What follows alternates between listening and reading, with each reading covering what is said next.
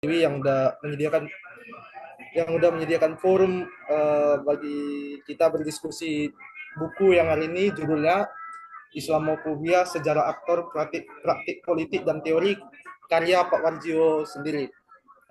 Selamat malam Pak, apa kabar? Sehat, Alhamdulillah.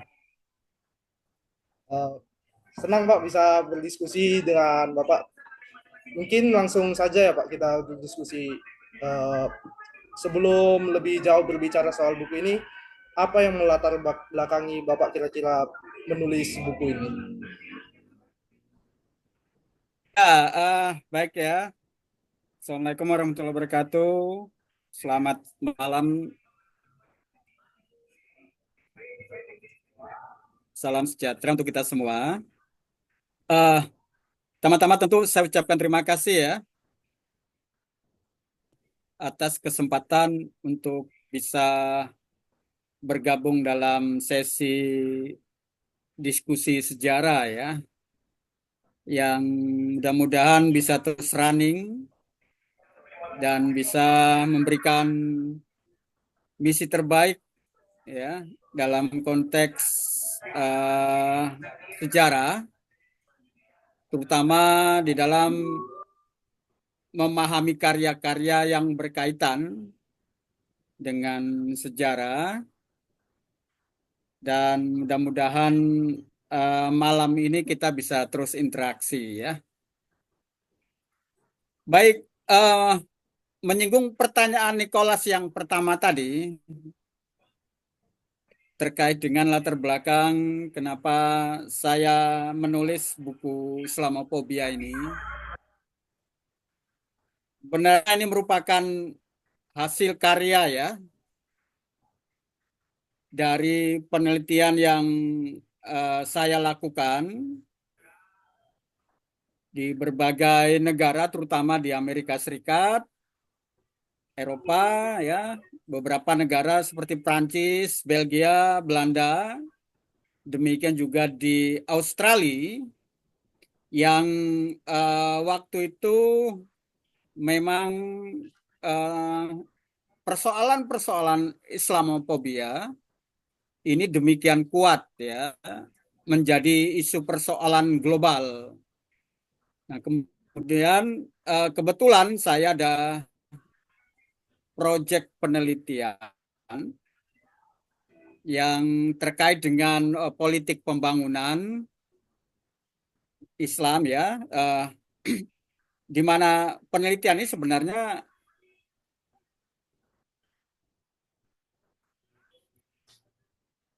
di atau mendapatkan baik dari Indonesia ataupun dari Malaysia ya, sehingga kemudian kesempatan ini saya melakukan penelitian di berbagai negara yang saya sebutkan, dan terutama banyak mengalami fenomena-fenomena yang ada ya terkait dengan Islamophobia. Sebelum ke sana, saya kira mudah-mudahan uh, saya sebut apa ya, adik-adik sekalian ini paling tidak sebelum membaca atau memiliki bukunya sudah membaca resume ya, baik yang secara online atau barangkali mungkin meminjam ya atau mendapatkan melalui Nicholas. Saya kan bagi hadiah satu ya buku ini terkait dengan Ya Pak. Islamophobia ini. Mudah-mudahan nanti bisa jadi bacaan gitu ya, yang bisa disebarkan kepada teman-teman untuk bisa didiskusikan lebih lanjut. Eh, saya ingin kaitkan ya bahwa fenomena Islamophobia di dunia terutama ini sangat terkait erat ya dengan beberapa kebijakan-kebijakan dan isu yang terutama dikaitkan dengan persoalan-persoalan terorisme, kemudian yang dialamatkan kepada kelompok-kelompok masyarakat, terutama yang beragama Islam, dengan mengidentifikasi simbol-simbol tertentu gitu ya. Misalnya nanti Anda bisa baca ya di buku saya ini, misalnya pengalaman saya ketika saya melakukan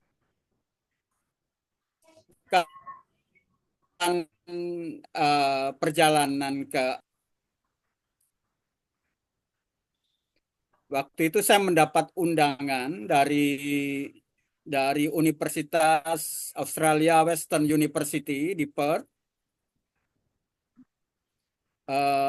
tahun 2012 ya.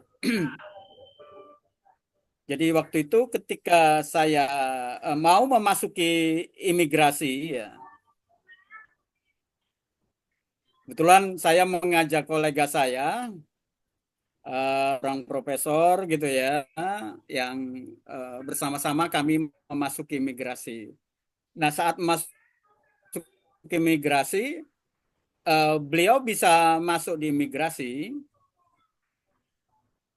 tetapi ketika saya masuk gitu ya, coba ini saya ditahan ya, di diintegrasi ya, interogasi dalam beberapa lama ya.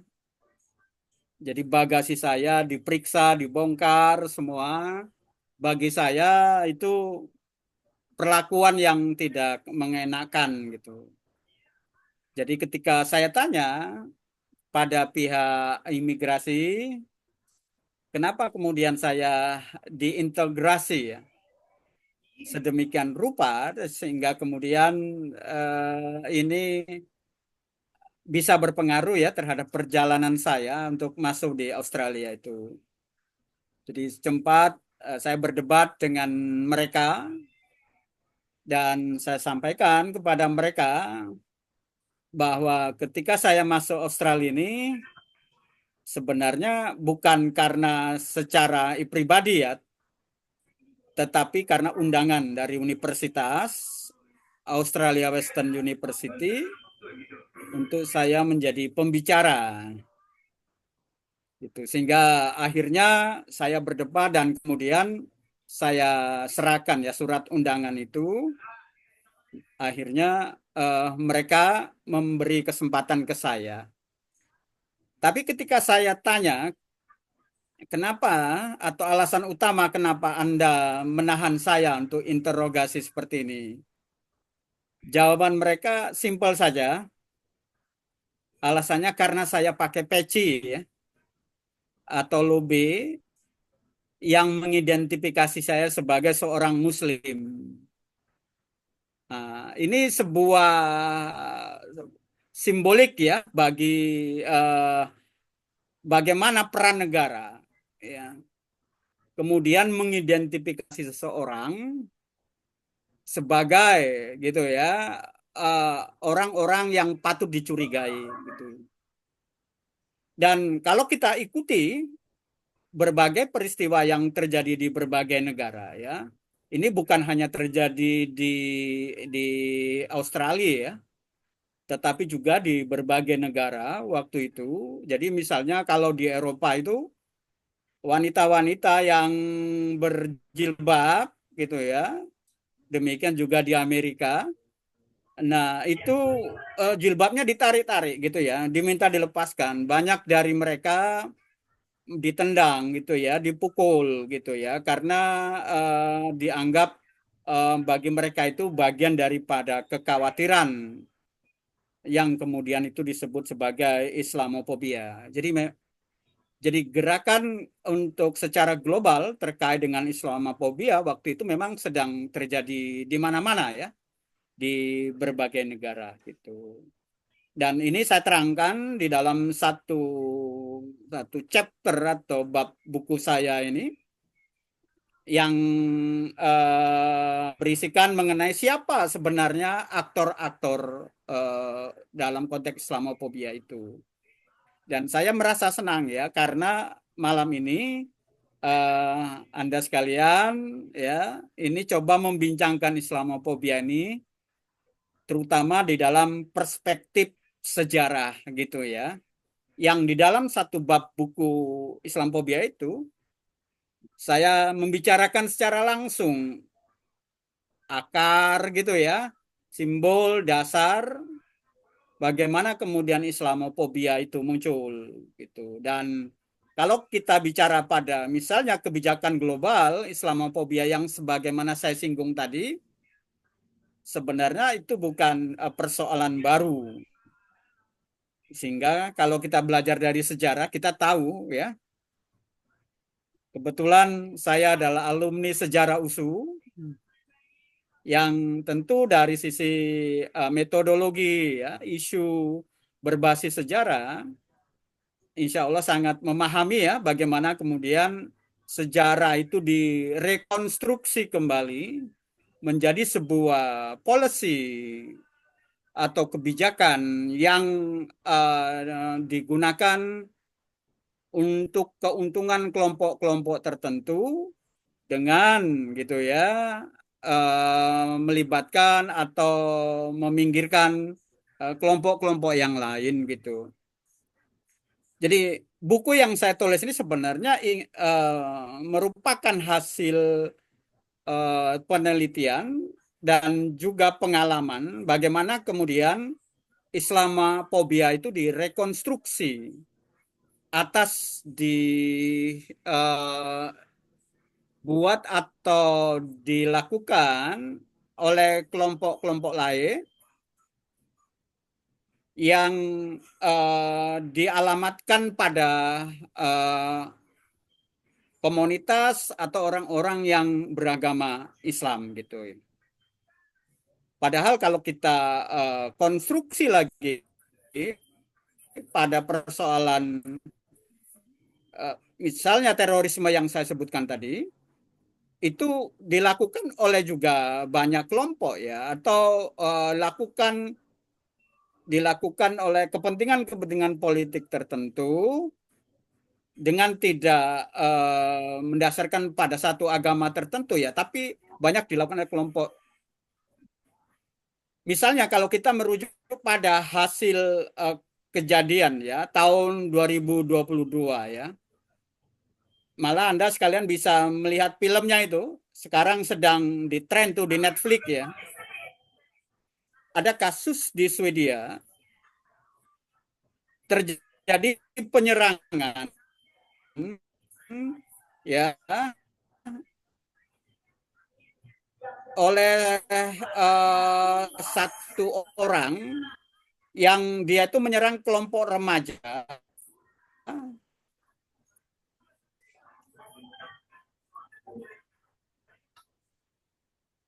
dan dilakukan di dalam konteks negara gitu.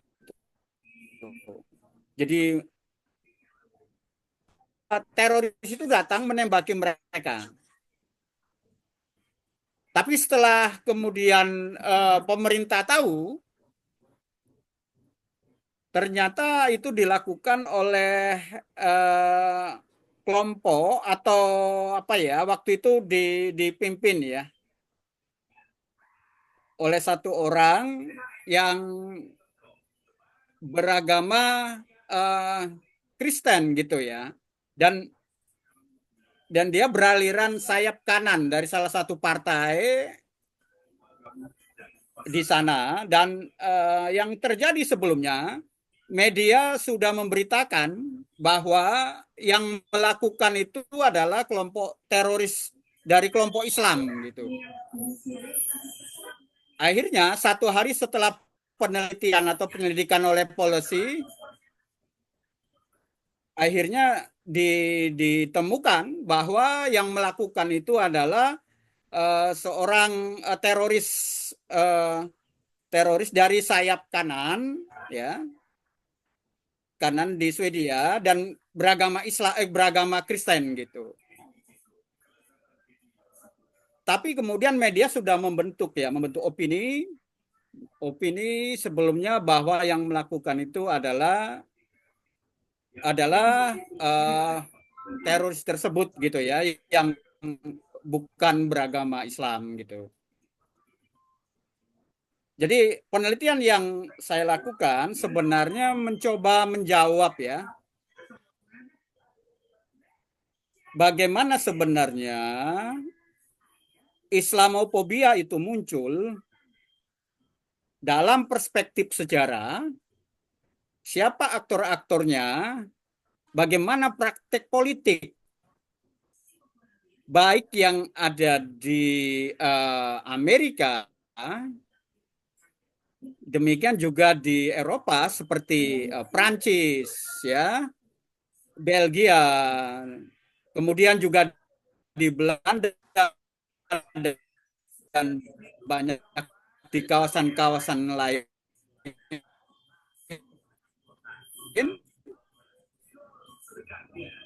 yang sekarang ini juga jadi satu isu global gitu ya. Juga ini persoalan uh, uh, politik ya.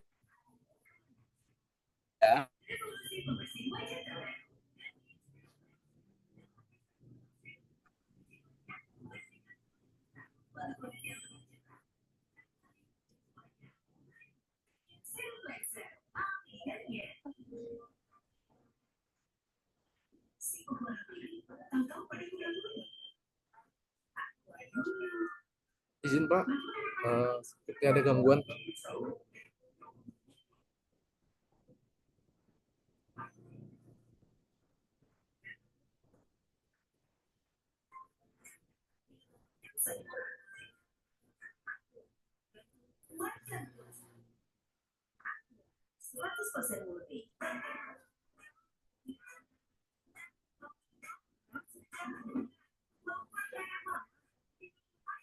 Mohon maaf ya kawan-kawan, kita tunggu sebentar. Mungkin Bapaknya ada gangguan di jaringan.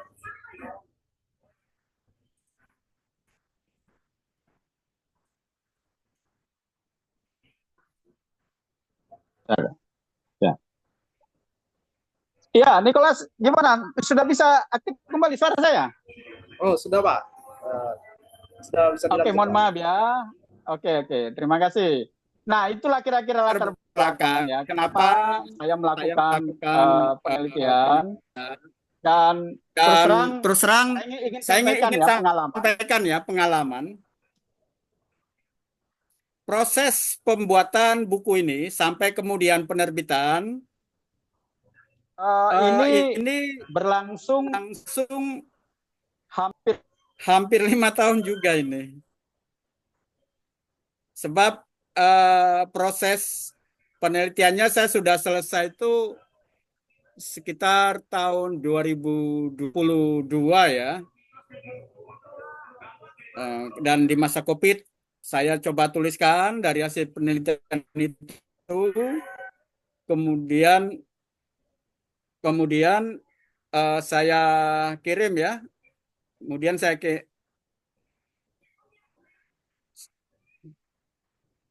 Nicholas, suara saya bisa dengar? Bisa Pak, bisa. Bisa. Oke. Bisa Pak. Ini saya kirim ke satu penerbit yang awalnya sudah setuju ya untuk menerbitkannya, dan saya sudah menandatangani kontrak untuk diterbitkan, tapi kemudian akhirnya tidak jadi diterbitkan ya. Jadi naskah saya itu sebelumnya ada dua ya, satu terkait dengan mengukur kualitas demokrasi, dan satu lagi Islamophobia ini gini. Tapi yang terbit itu mengukur kualitas demokrasi, sementara yang Islamophobia ini nggak jadi terbit. Jadi waktu saya jumpa penerbitnya, saya tanya kenapa nggak jadi diterbitkan di Jakarta ya. dia memberikan pernyataan ada merasa dapat tekanan lah begitu untuk diterbitkan gitu. Ada akhirnya kemudian saya cari penerbit lain, hampir 2 tahun ya. Akhirnya dapat penerbit yang mau menerbitkan secara model pool pembiayaan dari mereka ya. Dan kemudian di awal Februari 2025 buku ini akhirnya bisa diterbitkan dan diedarkan gitu. Nah, kalau kita pahami sekarang, Islamophobia sekarang ini menjadi isu global dan sekarang menjadi salah satu riset ya, fokus utama ya yang dilakukan oleh para peneliti di berbagai negara yang itu ditinjau dari berbagai interdisipliner. Misalnya dari sudut sejarah, sudut politik, bahkan juga dari sudut international relation-nya atau foreign policy atau politik luar negeri gitu. Jadi saya kira ini beberapa isu utama. Dan kalau Anda misalnya googling ya dengan menuliskan Islamophobia dan Warjio, itu Anda akan menemukan artikel saya di salah satu jurnal ya, Scopus, yang berisi Islamophobia ditinjau atau dipahami dalam konteks kolonialisme gitu ya. Jadi base sejarah gitu ya. Bagaimana kemudian kebijakan-kebijakan para kolonialis di berbagai negara, terutama di timur termasuk di Indonesia, itu sebenarnya sudah lama menggunakan tem Islamophobia itu. Misalnya kalau kita lihat karya-karya Edward Said itu banyak membicarakan masalah itu. Nah, saya harap nanti Anda juga membaca artikel saya di Scopus itu terkait dengan Islamophobia ditinjau dari sisi kolonialisme. Nah, saya kira itu sebagai satu pengantar ya yang agak panjang, Nicholas. Mohon maaf atas pertanyaan itu. Saya kembalikan ya kepada Nicholas, nanti mungkin kita akan banyak diskusi. Siap, Pak. Silakan. Sebuah pengantar yang menarik ya Pak, bagaimana penelitian yang Bapak mulai itu dijelaskan dimulai dari pengalaman pribadi Bapak ketika pergi ke negara barat, di mana perlakuan-perlakuan terhadap komunitas muslim di sana cukup buruk gitu Pak. Kita juga melihat bahwa Islamophobia ini kemudian di hari ini kerap kali diartikan hanya sebagai sebuah labelitas atau hanya sekedar upaya untuk bagaimana disebutkan tidak berkaitan dengan pihak-pihak tertentu atau hanya terbentuk secara alami gitu Pak. Karena ada yang bilang bahwa hal itu terjadi karena itu perlakuan umat muslim sendiri atau itu terjadi karena orang-orang barat itu takut terhadap perkembangan umat Islam. Jadi seperti seolah Islamophobia ini tidak ada kaitannya dengan industrialisasi atau tidak ada kaitannya dengan pemerintahan di dunia barat. Menurut Bapak sendiri, bagaimana sebenarnya negara-negara barat ini membentuk konstruksi Islamophobia ini untuk melindungi kepentingan mereka di kancah global, Pak? Iya, satu pertanyaan yang menarik ya. Saat saya pada waktu itu di Paris ya, Prancis, jadi waktu itu saya sedang dalam perjalanan menuju Belgia, dan dari Paris ke Belgia itu memerlukan beberapa jam ya. Saya cukup khawatir bagaimana kemudian misalnya saya bisa mendapatkan makanan halal gitu ya. Jadi dari hasil searching saya waktu itu, saya mendapatkan informasi bahwa Belgia termasuk salah satu negara yang sangat dekat gitu ya dengan kebijakan-kebijakan Islamofobia gitu. Saya sudah tuliskan di buku ini ya. Tapi kemudian ketika saya di ibu kota Belgia, saya mendapati justru di hampir simpang 4 ya kota itu banyak saya temukan restoran-restoran yang menuliskan restoran halal gitu ya. Jadi saya terkejut juga gitu bahwa ternyata perkembangan Islam di Belgia cukup kuat dan semakin membesar gitu ya. Dan ini menjadi satu isu utama karena ternyata dengan perkembangan Islam yang demikian besar di Belgia dan kemudian diikuti oleh banyaknya rumah makan dan perubahan perilaku ya mengelola makanan itu, yang maksud saya adalah dulu orang-orang Eropa terutama di Belgia itu sangat khawatir ya dengan misalnya pendekatan syariah ya, misalnya memotong ayam atau kambing. Setelah dilakukan penelitian, ternyata cara-cara syariah Islam itu sangat dekat dengan nilai-nilai kesehatan gitu. Sehingga kemudian di samping banyaknya orang yang beralih kepada Islam gitu ya, tapi para pengusaha sekarang banyak yang menggunakan cara-cara Islam atau membuka rumah makan atau restoran-restoran Islam untuk mengakomodasi banyaknya keinginan publik untuk menggunakan cara-cara Islam seperti itu. Tapi di satu sisi, ini memberikan kekhawatiran bagi kelompok atau para pemodal-pemodal ya. Ya, sekarang yang sebelumnya menjadi pemain utama pensuplai makanan ke restoran-restoran dengan cara yang bukan Islam gitu. Sehingga kepentingan ekonominya ini tergeser gitu ya. Dan akhirnya kemudian ini mereka membentuk kepentingannya sendiri, kekhawatiran sumber-sumber pemasukan yang sama ini mereka dapat, tapi karena kekhawatiran dengan model-model pendekatan keislaman seperti itu, mereka akhirnya menjadi khawatir dan kemudian menggelumbungkan isu Islamofobia itu.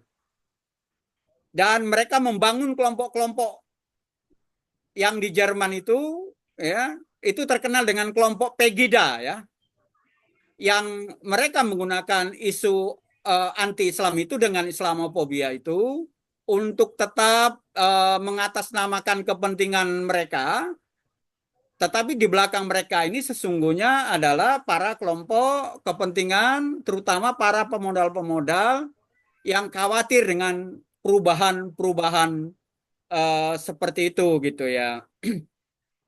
Ketika saya di Paris juga saya rasakan hal yang demikian gitu ya. Ketika saya melakukan kajian di kota-kota gitu ya,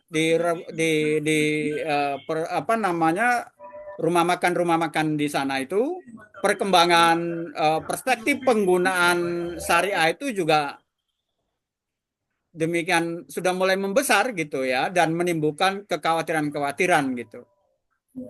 Sehingga kemudian muncul ya beberapa kesimpulan bahwa kebencian terhadap Islam itu dalam perubahan-perubahan terakhirnya itu dibentuk atas dorongan kekhawatiran kehilangan pemasukan ekonomi dan juga kekurangan dukungan secara politik dari partai-partai sayap kanan yang ada di Eropa.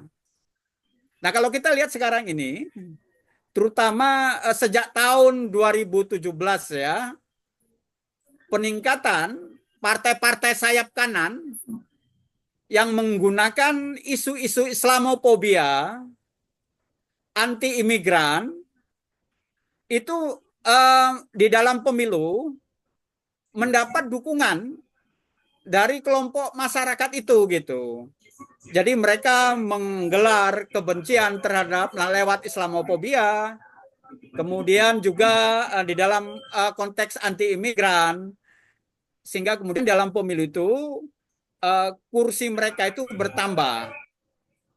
Dan mereka membuat keyakinan kalau kemudian ini terus dipelihara, maka mereka akan tetap mendapat dukungan kepada masyarakat gitu. Jadi sekali lagi ya, persoalan Islamofobia ini bukan hanya persoalan hate speech ya, tapi juga persoalan berkaitan dengan ekonomi dan juga politik gitu. Sehingga kemudian salah seorang peneliti ya, kalau Anda baca buku Islamofobia Industri yang ditulis oleh Lean, itu menyimpulkan bahwa Islamofobia merupakan produk yang sengaja dihasilkan oleh kelompok-kelompok tertentu untuk mendominasi ya kepentingannya, terutama dalam konteks investor ya, industri, untuk mengamankan kepentingan mereka secara ekonomi. Jadi ini juga menjadi isu, bukan hanya makanan ya. Kalau di beberapa negara Eropa itu kan misalnya passion ya terkait dengan jilbab gitu ya, itu berkembang pesat gitu ya, menggantikan beberapa passion tertentu yang tidak, atau katakanlah yang membuka aurat gitu. Artinya perkembangan passion dengan pendekatan syariah itu menjadi salah satu kekhawatiran yang muncul, yang dikembangkan oleh kelompok-kelompok tersebut gitu. Nah, inilah satu background ya, pandangan secara global yang terjadi, sebagaimana tadi pertanyaan Nicholas. Terima kasih Nicholas. Oh ya Pak, terima kasih. Kebetulan sudah hampir mau jam 9. Mungkin bagi teman-teman yang ingin bertanya kepada Warjo, dipersilakan jika ada pertanyaan terkait isu-isu Islamofobia ini.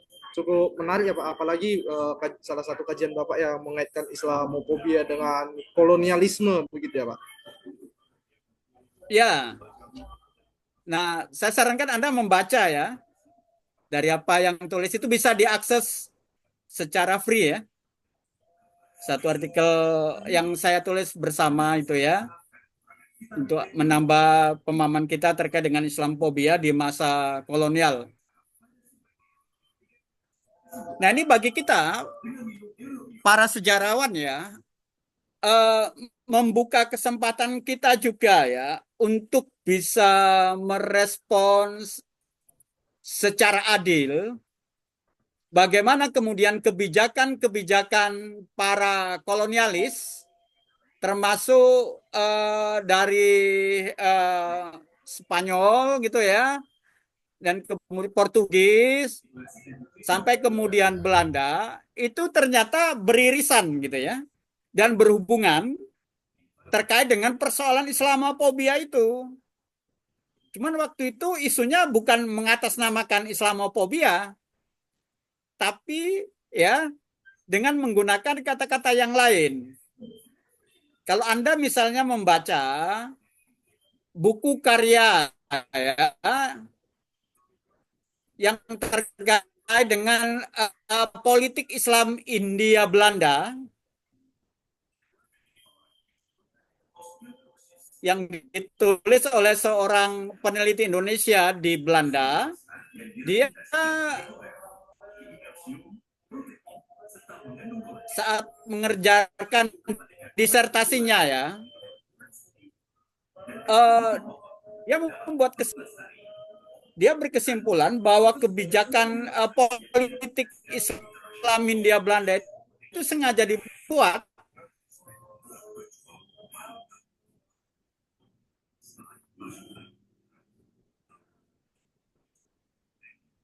untuk melemahkan ya kekuatan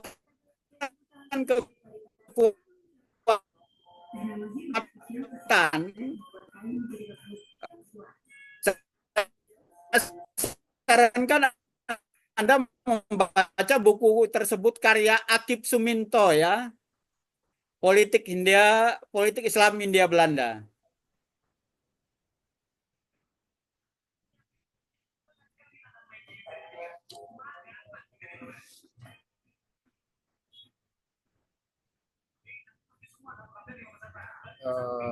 Mungkin buku yang disarankan itu bisa kita diskusikan di lain hari ya Pak.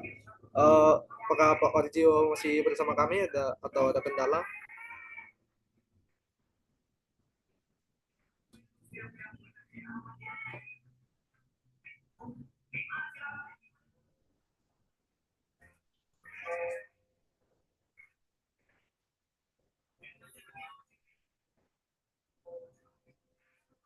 Ya Nicholas, suara saya masih bisa didengar? Ya Pak, terdengar. Sebelumnya izin Pak, ada pertanyaan di kolom chat ya Pak. Biar saya bacakan. Silakan. Pada tahun 2016 menjelang Pilkada DKI Jakarta terjadi peningkatan sentimen Islamofobia dan intoleransi di masyarakat. Isu-isu agama digunakan sebagai alat politik yang menyebabkan polarisasi antara kelompok masyarakat. Salah satu dampaknya adalah meningkatnya kecurigaan dan diskriminasi terhadap kelompok tertentu termasuk umat Islam yang dianggap radikal atau sebaliknya kelompok minoritas dalam Islam yang mengalami marginalisasi. Fenomena ini mencederai nilai multikulturalisme dan memperlemah harmoni sosial yang menjadi ciri khas Indonesia. Bagaimana Islamofobia dapat mengancam nilai-nilai multikulturalisme di Indonesia dan langkah apa yang dapat diambil untuk mengatasinya? Silakan Pak dijawab. Oke, yang pertama, Islamofobia ini telah direspon secara global, terutama oleh PBB ya, Persatuan Bangsa-Bangsa atau United Nations, yang telah menetapkan secara global tanggal anti Islamofobia. Jadi ada tanggal khusus ya dalam setiap tahunnya itu PBB mengingatkan atau menetapkan hari anti Islamofobia gitu ya. Jadi tujuannya apa? Untuk berakhirnya gitu ya, atau sekaligus memperingati bahwa tidak dibenarkan gitu ya praktik-praktik Islamofobia dengan dasar apapun gitu. Nah, kasus yang terjadi di Indonesia terutama ya, terutama di dalam konteks praktik politik kontemporer di pilkada, itu sering terjadi praktik-praktik Islamofobia gitu. Termasuk tadi yang disebutkan yang di Jakarta gitu ya. Di beberapa isu yang lain misalnya juga tidak dibenarkan gitu ya, atau muncul kekhawatiran menggunakan perkataan-perkataan atau simbol-simbol yang sesungguhnya itu mencerminkan praktik Islamofobia gitu.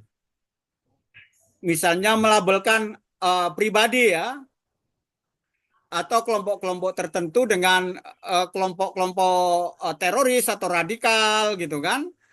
Bahkan juga partai-partai tertentu dengan kelompok-kelompok atau kumpulan radikal gitu.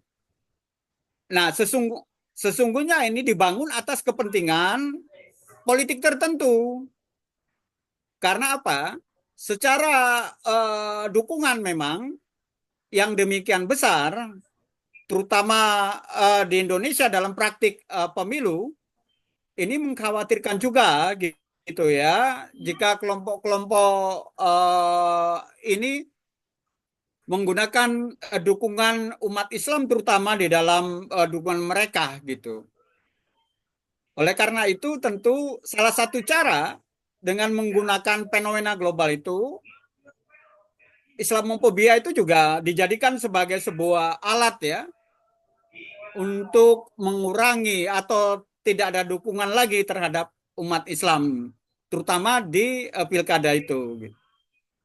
Dan saya kira di kasus Jakarta, ya pilkada Jakarta itu kan itu menjadi puncak ya dari persoalan-persoalan isu atau praktik Islamofobia yang dikembangkan di berbagai tempat ya. Dan Jakarta yang kita tahu sebagai kota dengan multikulturalisme sangat rentan untuk dipraktikan ya Islamofobia itu gitu. Orang kemudian bertanya gitu ya, apakah kemudian misalnya politik identitas dibenarkan dalam pemilu boleh atau tidak gitu ya. Realitasnya bahwa politik identitas itu sebenarnya memang bagian daripada identitas masyarakat itu sendiri.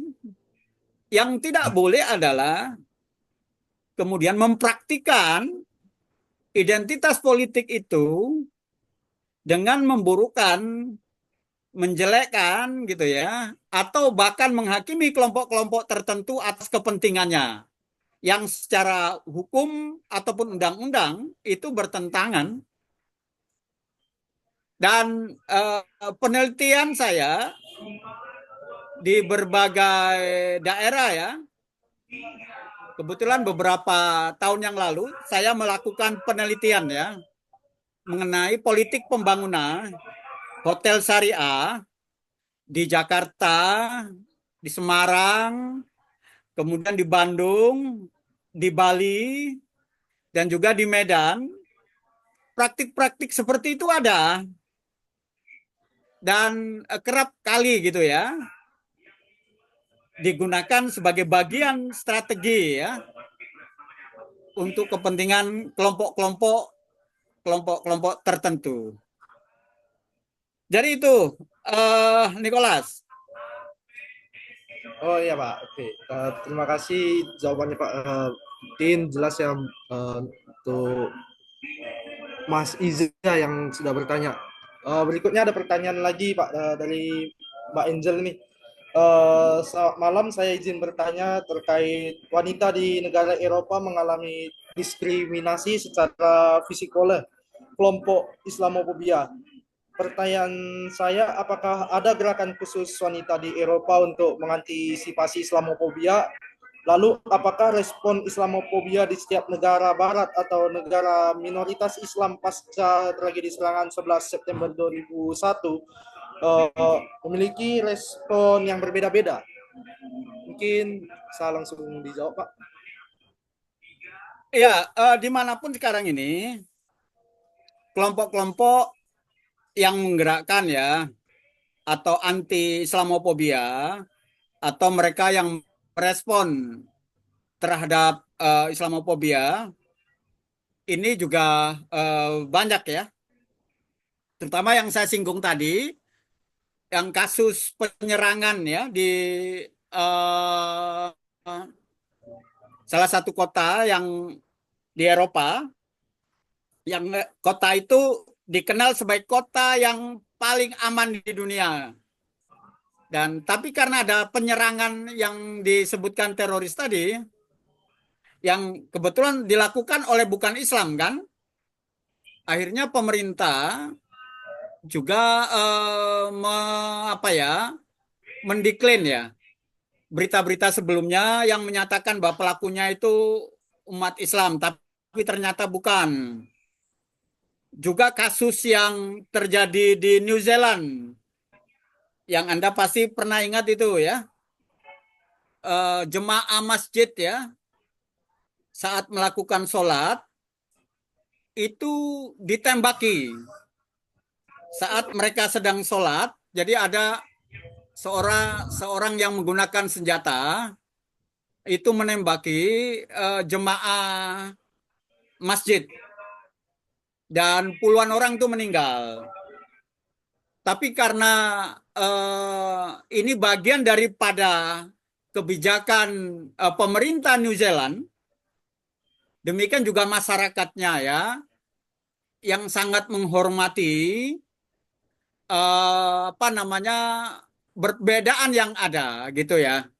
Akhirnya mereka bahu membahu dan saling menolong, terutama bagaimana kemudian umat Islam itu bisa melaksanakan ibadahnya kembali gitu ya. Bahkan kemudian akhirnya jemaah Islam itu memaafkan ya teroris yang telah menembaki keluarga mereka gitu. Saya mau katakan bahwa sekarang ini kelompok-kelompok masyarakat di berbagai negara, baik di Eropa ataupun di Amerika, Australia dan New Zealand, itu sudah memahaminya ya, dalam bahwa orang-orang yang mempraktikkan Islamophobia ini sebenarnya banyak digerakkan oleh kepentingan mereka, ya, bukan didasarkan atas agama ya, tetapi lebih pada kepentingan-kepentingan secara ekonomi ataupun kepentingan politik. Sebagaimana yang saya singgung tadi, partai-partai sayap kanan di Eropa ya. Sehingga kemudian kita memahami usaha untuk memerangi Islamophobia ini digerakkan oleh kelompok-kelompok bukan saja perempuan ya, tetapi juga kelompok-kelompok komunitas tertentu, karena memang perempuan di Eropa dan di Amerika, di Australia ataupun di New Zealand itu sangat rentan untuk mengalami atau menjadi korban dari praktik-praktik Islamophobia itu. Di Amerika sekarang, terutama di Universitas California Berkeley, itu mereka sudah mendirikan ya semacam pusat gitu ya, penelitian terkait dengan apa namanya Islamophobia itu. Bahkan salah satu program mereka adalah menerbitkan jurnal Islamophobia gitu. Jadi kalau Anda misalnya searching ya, tulis saja Journal of Islamophobia University of California Berkeley gitu ya. Itu Anda akan mendapatkan atau kita mendapatkan informasi terkait dengan jurnal ini gitu. Dan kajian-kajian atau penelitian terkait dengan Islamophobia. Saya kira itu, Nicholas.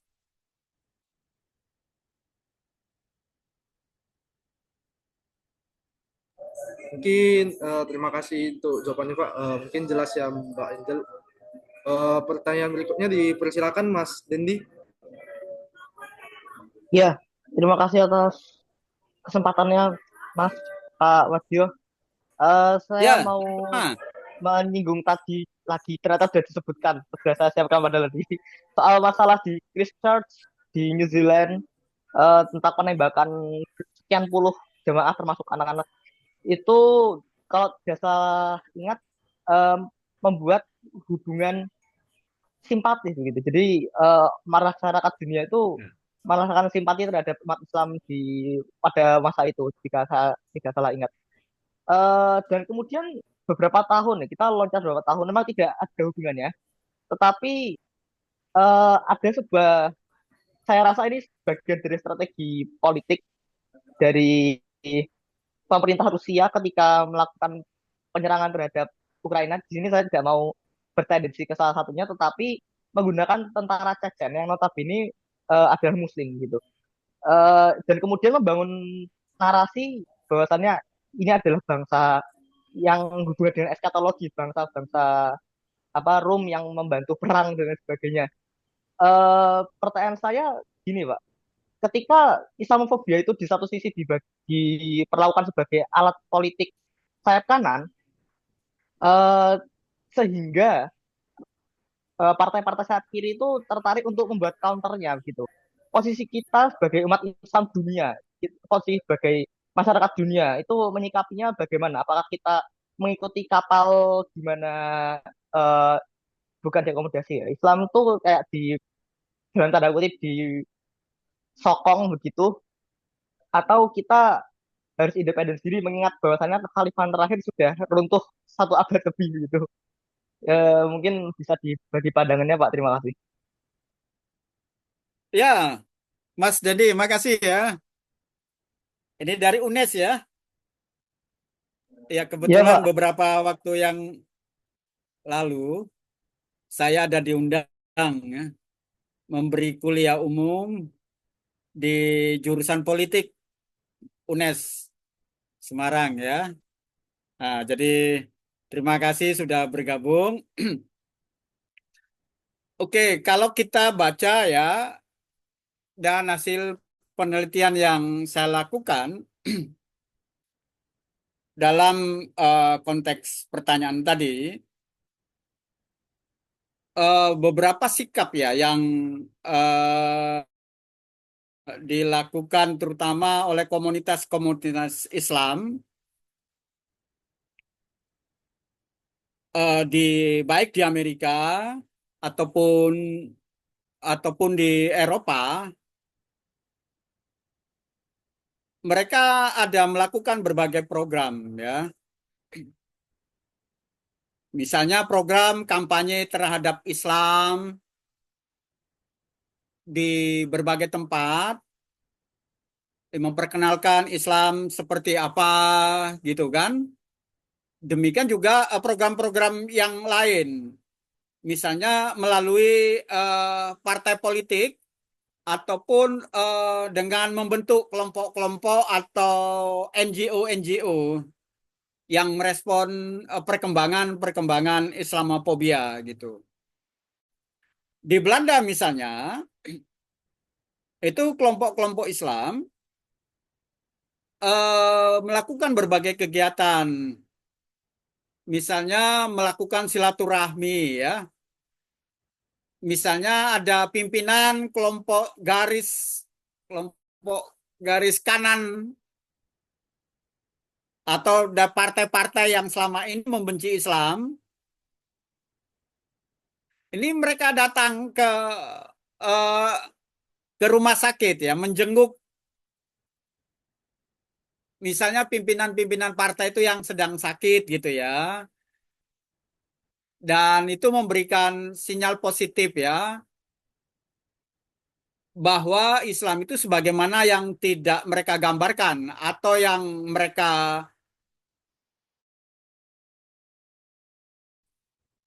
Nah, sementara yang di parlemen ya itu kan sekarang sudah mulai banyak itu anggota-anggota parlemen Muslim ya. Ya, di Amerika misalnya yang menyuarakan kepentingan-kepentingan Islam, sampai kemudian juga kepentingan di PBB gitu ya. Sehingga kemudian kita tahu bahwa PBB mengeluarkan satu hari anti Islamofobia gitu. Jadi gerakan-gerakan kelompok masyarakat Muslim atau yang mendukungnya terkait dengan Islamofobia itu direspon baik secara pendekatan politik gitu ya, pendekatan aktivitas program, demikian juga dengan pendekatan kegiatan ya. Sebagai contoh ya, misalnya ketika saya melakukan penelitian di kota New York, Amerika Serikat, itu waktu itu sedang dibangun pembangunan masjid ya, yang dibiayai oleh komunitas Islam Indonesia. Tapi kemudian perjuangan untuk mendirikan masjid di komunitas yang di dalamnya itu beragam, ada kelompok yang bukan Islam seperti Yahudi atau Kristen, bahkan orang yang tidak beragama sekalipun. Itu pembangunannya mendapat hambatan masjid itu. Bahkan sampai di pengadilan. Akhirnya ketika sebelum diputuskan di pengadilan, itu kelompok-kelompok komunitas yang di sekitar masjid yang mereka bukan Islam akhirnya mendukung pihak pengadilan bahwa mereka sangat memerlukan masjid itu. Kenapa? Karena di dalam masjid itu ada program-program, misalnya pendidikan, pelatihan komputer, ataupun pelatihan-pelatihan yang bersifat membangun, terutama untuk generasi muda. Yang waktu itu di sekitar masjid itu banyak pengguna narkoba misalnya. Dan menjadi sasaran kriminalitas. Jadi akhirnya ketika masjid itu dibangun, yang mendukung itu bukan komunitas Islam saja, tetapi komunitas Kristen, demikian juga Yahudi, yang ikut mendukung itu karena nilai keberadaan pembangunan masjid itu dirasakan sangat berarti oleh masyarakat gitu. Jadi saya kebetulan sempat tidur gitu ya di masjid itu dan melakukan banyak kegiatan bersama komunitas-komunitas masyarakat. Jadi itulah beberapa program yang dilakukan ya oleh komunitas-komunitas Muslim, terutama mensikapi berbagai kegiatan Islamofobia itu. Demikian, Dandi.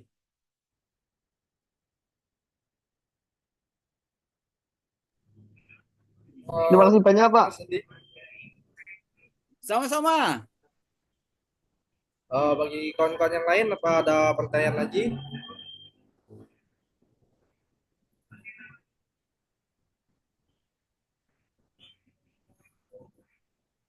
Sambil menunggu pertanyaan berikutnya mungkin ya Pak, kita berbincang lagi sedikit. Kita kan tahu bahwa negara-negara Barat ini kan pasti memiliki bentuk-bentuk pemerintahnya yang berbeda gitu Pak. Apakah ada pola-pola berbeda gitu di setiap negara saat mereka menggelembungkan isu Islamofobia ini Pak di negara mereka masing-masing?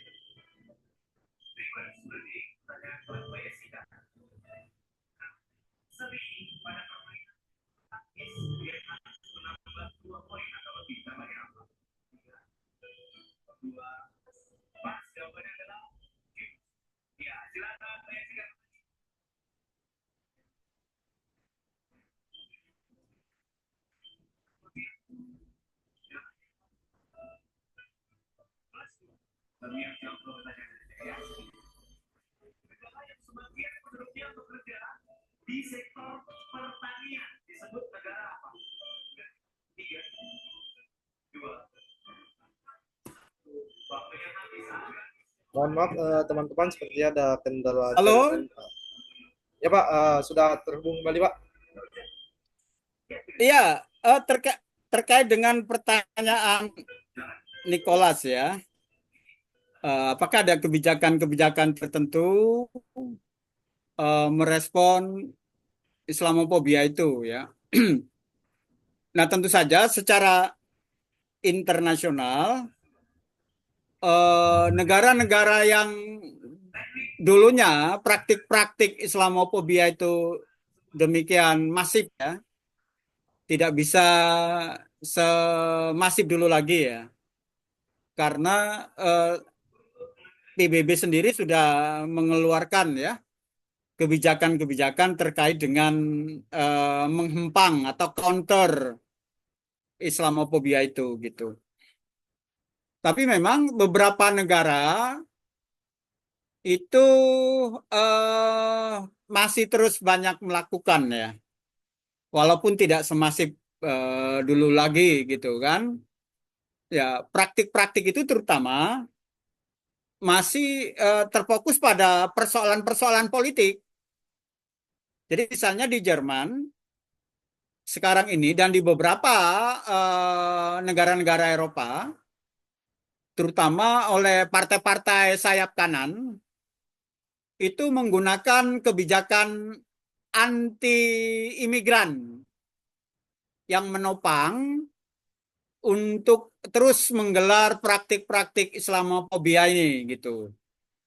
Jadi mereka ada semacam konektivitas ya, persatuan, terutama kalau di Jerman itu ada kelompok yang saya sebutkan tadi, kelompok Pegida ya. Jadi nanti silakan Anda searching kelompok-kelompok Pegida itu seperti apa, tapi intinya ini adalah kelompok yang sangat anti terhadap Islam ya, sampai dalam praktik politik mereka gitu. Jadi memang kebijakan-kebijakan terhadap Islamofobia itu masih terus berlangsung ya, dan terutama ini juga kebijakan yang berkaitan dengan identitas negara. Di Prancis misalnya, yang menekankan pada pendekatan sekuler, itu hampir sampai sekarang terjadi tidak membenarkan ya. Misalnya kelompok-kelompok Muslim itu yang perempuan menggunakan hijab gitu ya di sekolah-sekolah gitu ya. Karena itu dianggap bagi mereka itu bagian daripada program sekularisme. Nah, tapi di beberapa Eropa lainnya ini sudah mulai memberi kesempatan ya, karena dalam banyak praktik justru kelompok-kelompok Muslim ini memberikan nilai positif gitu ya. Saya melakukan penelitian awal terhadap kebijakan Presiden Amerika yang pertama. Itu misalnya George Washington, kebetulan beberapa waktu saya terpilih ya untuk belajar politik luar negeri di Amerika Serikat beberapa bulan ya. Dan saya tinggal di sana untuk mempelajari bagaimana kemudian kebijakan-kebijakan Presiden Amerika itu ternyata sejak awal negara Amerika itu dibentuk, Presiden George Washington membuat kebijakan gitu. Waktu itu dia membuat statement. Waktu kunjungan dia ke Rhode Island, dia katakan di Amerika ini hanya ada dua komunitas yang bisa dipercaya. Satu, komunitas Muslim. Yang kedua, itu adalah kelompok Yahudi. Bayangkan dalam masa awal-awal pembentukan Amerika, keluar pernyataan itu dari seorang presiden Amerika ya, yang Amerika baru awal dibentuk begitu. Dan ketika saya pelajari ya dari sumber-sumber arsip yang ada, pernyataan itu menjadi penting.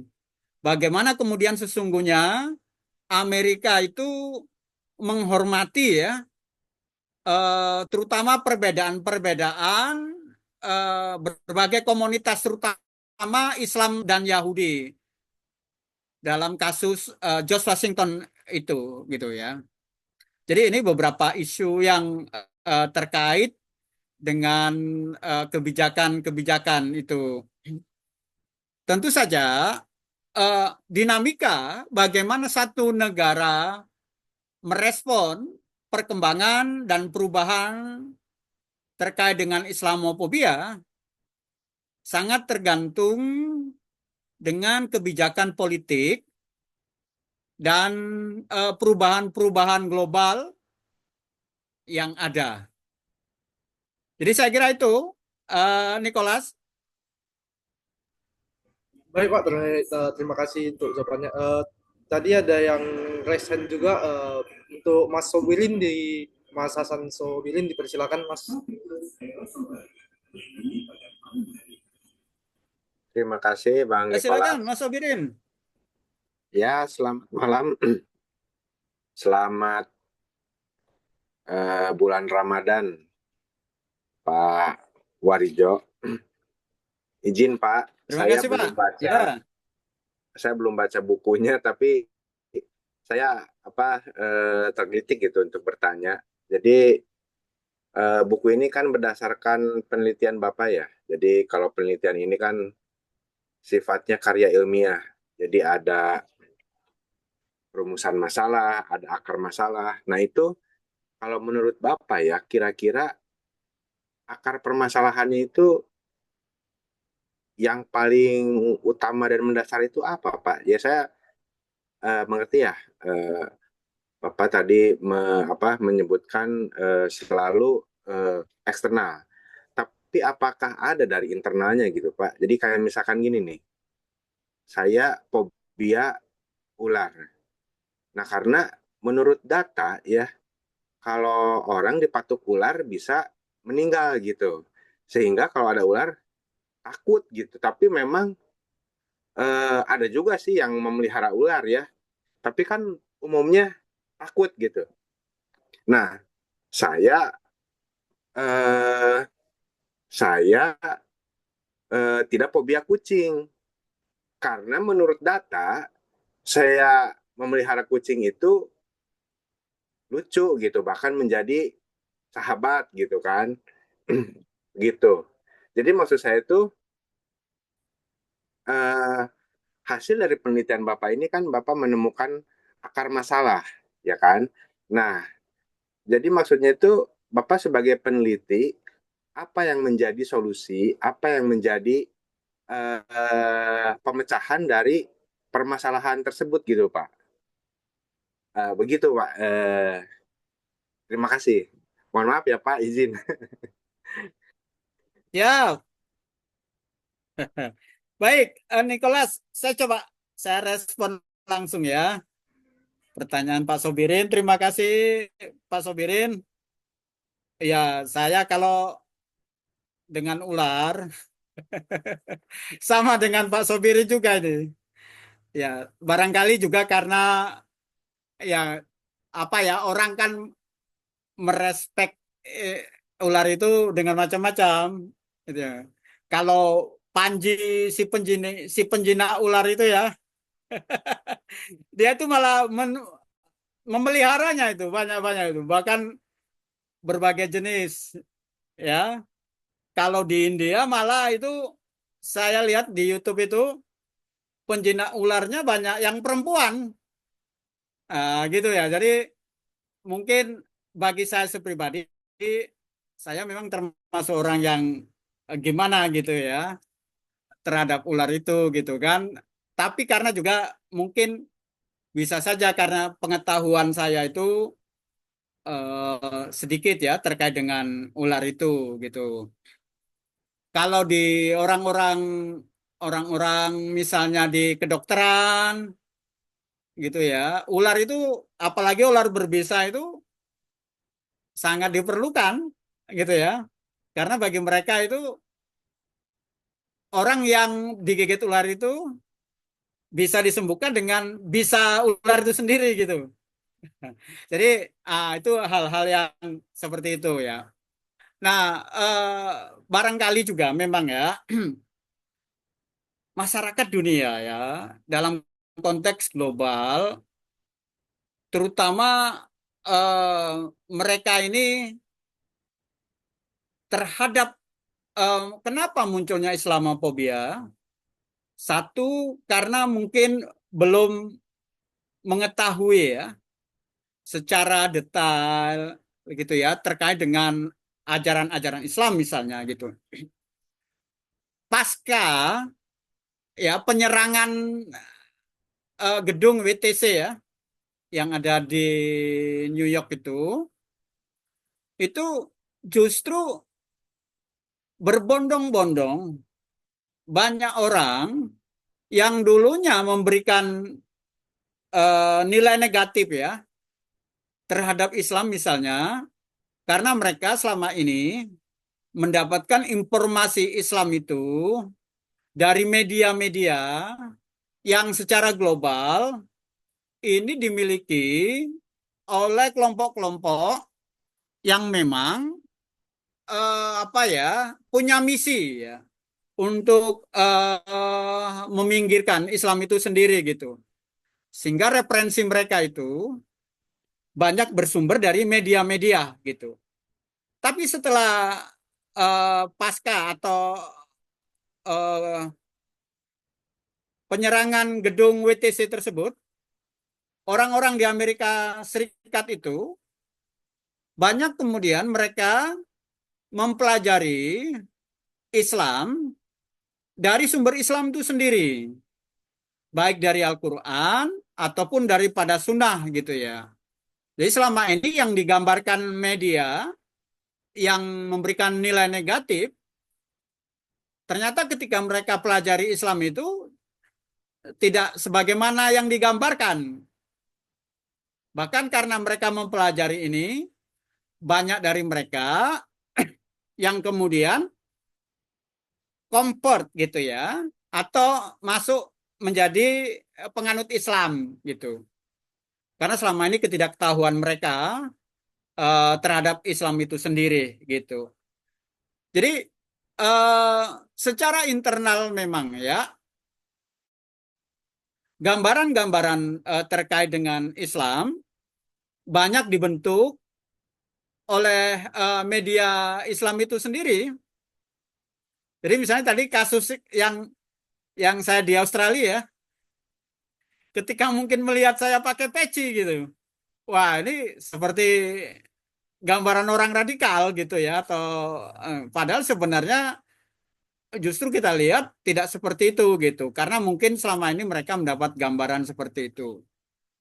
Nah, selama ini kelompok-kelompok ya, termasuk negara-negara sudah berusaha, bahkan kemudian PBB, ini menjadi sebuah isu global yang harus dilakukan gitu ya. Ya misalnya membuat program-program katakanlah yang menghadirkan Islam gitu ya, yang rahmatan lil alamin gitu ya, yang untuk semua gitu ya. Dan juga komunikasi di berbagai kelompok gitu, baik secara hukum ataupun kepribadian mereka gitu. Jadi ini beberapa program-program yang ada gitu ya. Jadi sekali lagi memang secara spesifik Islamophobia itu muncul satu karena alasan ketidakpengetahuan kelompok tertentu gitu ya. Yang kedua, memang disengaja karena itu bagian daripada proyeksi politik mereka. Makanya di buku saya itu saya khusus melahirkan satu teori ya sebut sebagai politik Islamophobia itu. Kenapa? Karena ini didasari oleh kepentingan mereka gitu, agar mereka bisa eksis secara ekonomi dan juga secara politik. Nah, kira-kira seperti itu gitu ya, Pak Sobirin gitu ya. Saya melihatnya seperti itu. Baik, terima kasih Pak. Sama-sama, Pak Sobirin. Baik, terima kasih Pak. Kebetulan waktu sudah Oh, ini mungkin ada pertanyaan Pak, sekaligus pertanyaan terakhir ya Pak dari Mas Dendi lagi ini. Apa berarti Bapak sedang mengatakan bahwa Islamofobia akarnya dari xenofobia yang dijadikan bahan bakar politik? Silakan Pak, pertanyaan terakhir sebelum kita selesai diskusi malam ini. Iya, xenofobia itu bisa muncul ya, dilakukan atas kepentingan tertentu gitu. Jadi Islamofobia sebenarnya hadir dari persoalan-persoalan secara sosiologis itu sendiri, tetapi juga atas dasar kepentingan politik gitu. Dan terutama bagi kita ya, yang aktif dan mengikuti perkembangan-perkembangan politik, terutama berbasis sejarah, saya kira memang pengembangan dan penelitian terkait dengan Islamofobia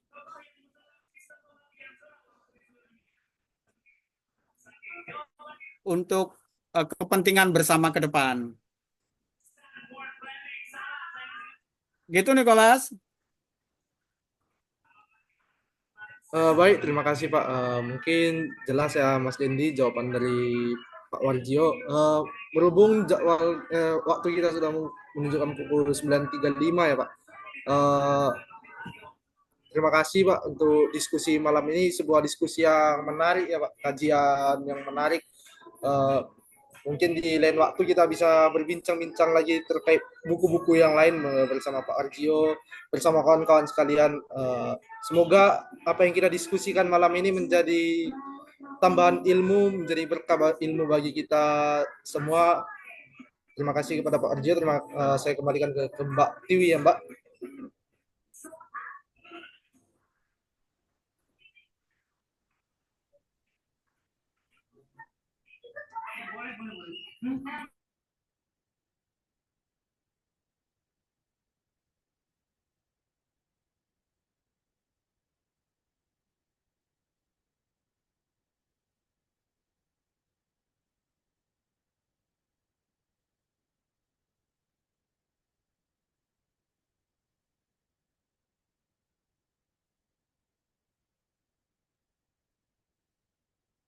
Ya, barangkali sebelum ke Mbak Tiwi ya, saya ucapkan sekali lagi terima kasih kepada kita semua, Nicholas yang sudah memulainya ini ya bersama teman-teman. Ya, tentu saja secara pribadi saya sangat senang atas undangan yang sangat berarti ini, dan terutama kita peminat sejarah ya. Banyak isu-isu sejarah lagi yang belum terungkap ya, terutama terkait dengan persoalan Islamofobia ini. Saya sekarang sedang mengapply program ya untuk melakukan penelitian lebih lanjut terkait dengan Islamofobia, terutama kaitan Islamofobia dengan urbanism and foreign policy ya. Karena bagaimanapun sekarang ini dunia atau kota-kota besar di dunia itu sedang merespon, membuat kebijakan ya, bagaimana membangun kota-kota ini, terutama merespon perkembangan Islamofobia itu di Eropa dan di Amerika gitu ya. Kalau di Indonesia saya kira ini masih lambat ya responnya ya.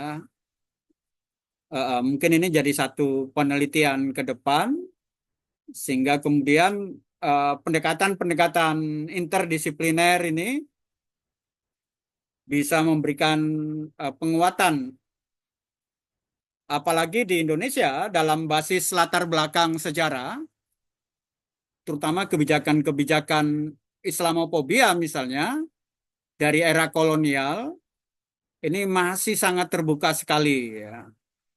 Karena kebetulan beberapa mahasiswa saya di pasca sarjana juga sedang meneliti beberapa isu terkaitan ini, dan muncul pada masa era kolonial gitu.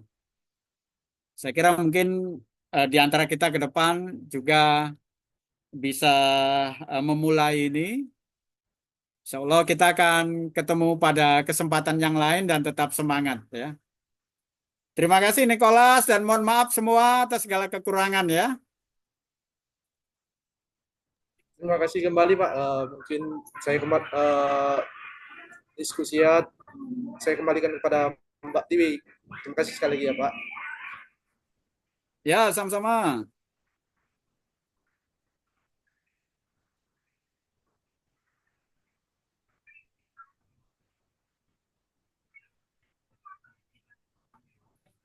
Baik, terima kasih Kak Nicholas, Pak Warjio. Oh ya, tadi Bapak sempat notice ada satu buku ya Pak ya? Oh ya, nih nanti saya berikan sama Nicholas satu ya. Oke, Saya siap. nggak tahu Jadi, persis Terima ya, kasih, Pak. apakah di tempat atau di kota-kota tempat kita itu di toko bukunya sudah ada, karena ini diterbitkan oleh salah satu penerbit di Jawa ya. siap. Jadi ini spesial buat moderator ya. Baik, terima kasih banyak Pak Warjio untuk pencerahannya luar biasa. Ini mudah-mudahan jadi motivasi juga untuk menggali lebih banyak ya terkait fenomena sejarah yang juga berkaitan dengan politik sosial dan yang lainnya juga. Terima kasih untuk teman-teman yang sudah bergabung dan minggu depan nanti kita akan diskusi juga seperti biasa dengan tema-tema yang lain mungkin mulai di pukul 8.30 ya. Sekali lagi terima kasih. Selamat malam, selamat beristirahat. Bapak sehat selalu, sukses selalu ya, Pak. Terima kasih, sama-sama.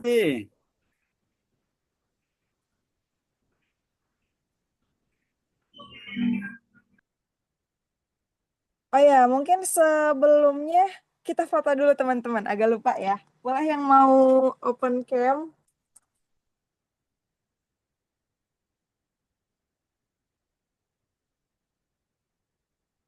Kita foto dulu. Siap. 1, 2, 3. Sekali lagi ya, kita foto dulu. 1, 2.